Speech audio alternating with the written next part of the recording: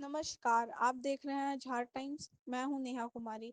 धनबाद जिले में अवैध खनन पर लगाम कसने और खनन क्षेत्र में सुरक्षा सुनिश्चित करने के लिए जिला खनन टास्क फोर्स की मासिक बैठक आज आयोजित हुई। बैठक में खनिजों के अवैध भंडारण और परिवहन को रोकथाम के साथ-साथ सेफ्टी और सस्टेनेबल माइनिंग को लेकर चर्चा की गई। बैठक की अध्यक्ष उपायुक्त आदित्य रंजन ने की, जबकि पुलिस अधीक्षक, बीसीसीएल और अन्य संबंधित विभागों के अधिकारी इसमें मौजूद रहे। इस बार की बैठक में खास तौर पर खनन क्षेत्रों में ब्लास्टिंग से होने वाली दुर्घटनाओं, सड़कों के धंसने और अवैध खदान मुहानों की भराई जैसे मुद्दों पर गंभीर मंथन किया गया।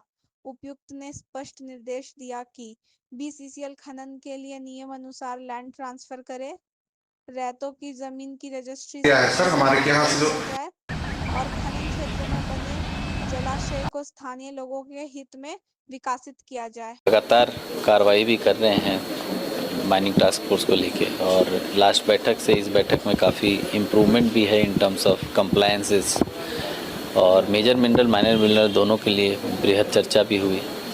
और कुछ इम्पोर्टेंट बिंदु थे जिस पर कंप्लायंसेस आने लग गए हैं। अब थानों में बृहद मात्रा में खनिज पड़ा है जिस पर केसेस हो रखे हैं, उसका निष्पादन होना है। गाड़ियों जो जब्त है उसका या तो राजसात होना है या छूटना, जो भी कोर्ट से कंप्लायंसेस है उस पर भी हम लोगों की चर्चा हुई। नए एफआईआर्स, नए जो अवैध मुहाने हैं खदानों के, उसको बंद करने को लेकर बातचीत हुई। जो बार बार खुल जाते हैं उसको दोबारा बंद करने के लिए, या ऐसे तरह से बंद करने की फिर ना खुले। और इन सबसे महत्वपूर्ण जो बिंदु आज आया है वो सेफ्टी को लेके है। माइंस, ओबी डंप, उसके आसपास के कई सड़क हैं जो धंस जा रहे हैं, उसके आसपास हानि होने के चांसेस हैं, उसको लेकर विस्तृत चर्चा हुई। और बीसीसीएल के सभी पदाधिकारियों ने भरोसा भी दिलाया और वो लोग अच्छा काम भी कर रहे हैं। तो हम लोग प्रयास कर रहे हैं कि ऐसा कोई भी रोड जो धंसने वाला है या धंस रहा है उसकी रिपेयरिंग जो है हमारा विभाग आरसीडी है या फिर जो भी एनएच है और साथ साथ बीसीसीएल मिलकर करे, अल्टरनेटिव रूट्स आइडेंटिफाई करे ताकि किसी की किसी तरह की हताहत नहीं हो। ब्लास्टिंग को लेके विस्तृत गाइडलाइंस हम लोगों ने लास्ट बैठक में भी दी थी और अब उसका कंप्लायंस भी होने लग गया है। जो घटनाएं थी अनप्लान्ड ब्लास्टिंग की, वो लास्ट महीने से इस महीने काफ़ी कम भी हुई है और मुझे लगता है आगे आने वाले समय में और भी कम होगी। प्रॉपर जो उसके गाइडलाइन है इन टर्म्स ऑफ इंटीमेशन की कितने बजे होना है, कि किस एरिया में होना है, क्या उसमें एहतियात बरतना है, इन सब चीज़ का माइकिंग होना है, इन सब चीज़ों पे कार्य चल रहा है। और अंत में हम लोगों ने निर्देश दिया है कि माइनिंग टास्क फोर्स का जो बैठक है वो सिर्फ सेफ माइनिंग को ही लेके नहीं, अवैध माइनिंग को ही लेके नहीं, सस्टेनेबल माइनिंग को लेके भी है। तो हर एक जीएम को कहा गया है कि अपने अपने क्षेत्र में जो है सस्टेनेबल माइनिंग को लेके काम करें। उसमें वाटर कंजर्वेशन है, बड़े बड़े वाटर रिजर्वायर बनाने हैं ग्रामीणों के इस्तेमाल के लिए, प्लांटेशन करना है, वो भी डंप का एरिया है उसको कन्वर्ट करना है माइनिंग क्लोजर में, माइनिंग क्लोजर प्लान के तहत उसको ग्रीनरी में कन्वर्ट करना है। तो इन सब चीज़ों पर भी विस्तृत चर्चा इस बार हुई है और मुझे लगता है कि अगले बैठक में हम लोगों को उसका कंप्लायंस और बैठक में पुलिस की भूमिका पर भी खास जोर रहा। बीसीसीएल की ओर से अगर थाना स्तर पर अवैध खनन या परिवहन की शिकायत आती है, तो उस पर तत्काल एफआईआर दर्ज करने और कार्रवाई सुनिश्चित करने का निर्देश दिया गया। एसएसपी प्रभात कुमार ने कहा कि बंद खदानों के मुहानों की मजबूती से भराई की जाए और ब्लास्टिंग से पहले आसपास के लोगों को अलर्ट किया जाए। आज मंथली माइनिंग टास्क फोर्स की बैठक की गई है जिसमें हम लोग पिछले एक माह में क्या प्रोग्रेस हुआ है उसको देखे हैं। तो ऑफकोर्स पिछले बार से जो प्रोग्रेस है वो काफ़ी अच्छा है, बट फिर भी अभी इम्प्रूवमेंट की गुंजाइश है।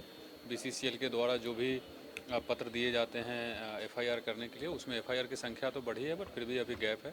सभी थाना प्रभारी को स्पष्ट निर्देश दिया गया है कि जब भी कोई बीसीसीएल से कोई अधिकारी या सीआईएसएफ से कभी भी कोई आते हैं अवैध मुहाना को बंद करने या अवैध कोयला के खिलाफ कार्रवाई करने, तो इमीडिएटली उनको ब्लैंकेट ऑर्डर है जाकर के सपोर्ट करना है। और कोई भी अगर आवेदन देते हैं एफआईआर करने के लिए तो ईच एंड एवरी एप्लीकेशन को एफआईआर में तब्दील करना ही है। उसके बाद एफआईआर करने के बाद जो एक्शन है, आरोपियों की गिरफ्तारी हो चाहे जो सीज मटेरियल है उसको रासात करना हो, इस सब की कार्रवाई के लिए दिशा निर्देश दिया गया है। साथ में जैसा अभी डीसी साहब बता भी रहे थे कि माइनिंग टास्क फोर्स में सिर्फ एक ही एजेंडा अभी तक रह रहा था, उससे हट करके हम लोगों को कैसे सेफ़ माइनिंग हो, सस्टेनेबल माइनिंग हो, इसके लिए भी हम लोगों ने दिशा निर्देश दिया है। कई जगह आपके माध्यम से भी हम लोगों को प्राप्त होते रहती है कि कहीं घर धंस गया है, कहीं रोड धंस गया है, तो उसको लेकर के क्या हम लोग प्लानिंग करें या क्या सेफ्टी प्रिकॉशंस बरते जिससे वो घटना नहीं हो। अभी झड़िया में रोड में एक गोप बन गया है जहाँ से आवागमन बाधित है। तो ये सब को लेकर कोई चर्चा हुई है और सभी को निर्देश दिया गया है कि इस पे जब भी जो ज़रूरत हो इमीडिएट कार्रवाई करें, चाहे वो बीसीसीएल के अधिकारी हों, सीआईएसएफ को हों या पुलिस के हों। ठीक, धन्यवाद।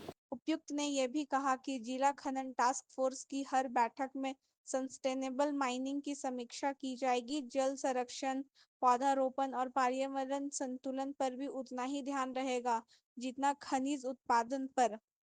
तो कुल मिलाकर बैठक का फोकस सिर्फ अवैध माइनिंग पर रोक लगाने तक सीमित नहीं रहा, बल्कि भविष्य की पीढ़ियों के लिए प्राकृतिक संसाधनों की सुरक्षा रखते हुए सस्टेनेबल माइनिंग को बढ़ावा देने पर भी रहा।